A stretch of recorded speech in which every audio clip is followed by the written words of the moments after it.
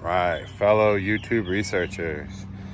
I did one of the final major upgrades on my Ram Rebel. I got her a brand new pair of shoes. Baja Boss, all-terrain, Mickey Thompson's. Size is 295/70 R18. And I will tell you, keep in mind this is a first impression video. Got these on this morning, and it is a very aggressive looking tire for an all-terrain. I mean, the outer lugs are very spaced out, inner ones not so much.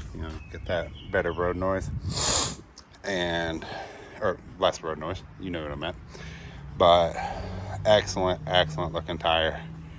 Got a little bit of poke out there, which I actually prefer that look. If you don't, oh well. Quick disclaimer, I do get a little bit of rubbing. So if I turn and there's full lock, there's a little bit of rub. There, no lock at all, or no rub at all. So a little disclaimer right there. But I love the way these look. There is a great video out there of a gentleman from upstate New York, forget his name at the moment, but he does a great video comparing the 295/70 size to the 35/1250, which is a bit more popular. And it was very interesting. It was explained that the 35/1250 could not handle as much PSI, could not handle as much load as the 295/70 R18. So, and a big perk, I didn't want to have to buy aftermarket rims. Big perk on the 295/70 fits on a stock rim. 35/1250 does not. So there's that. Let's see what else.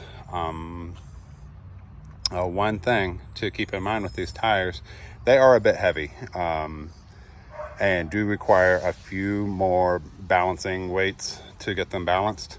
So I don't have the specs in front of me, but I believe each tire is about 75 pounds, so they're not light. Checked out the Turo trail blades, quite a bit cheaper, quite a bit lighter. They're about 54 pounds if I remember correctly, so about 25, almost, you're losing 100 pounds total. Or excuse me, 80 pounds. But it's only a 2-ply tire. This is a 3-ply tire. So, I want them to look awesome, but when I get off road, I don't want to have a thin sidewall to get punctured. So if I have to suffer, 80 pounds total, I think that's worth it, for peace of mind when you're going off road. Let's see what else. The setup. Once again, if you watched a couple of my other videos, I've got a 2-inch leveling kit up front with the Bilstein shocks, and 1-inch lift in the rear. And I have Bora 1.5-inch spacers all around. So with this setup, like I said, the rubbing is coming right in there, that back little flap hanging down right there. That's where I'm getting the rubbing. But I mean, that's easy. Heat gun and a couple zip ties to pull that back. So with this setup, it runs great. It looks great. I couldn't be more happier. Not cheap.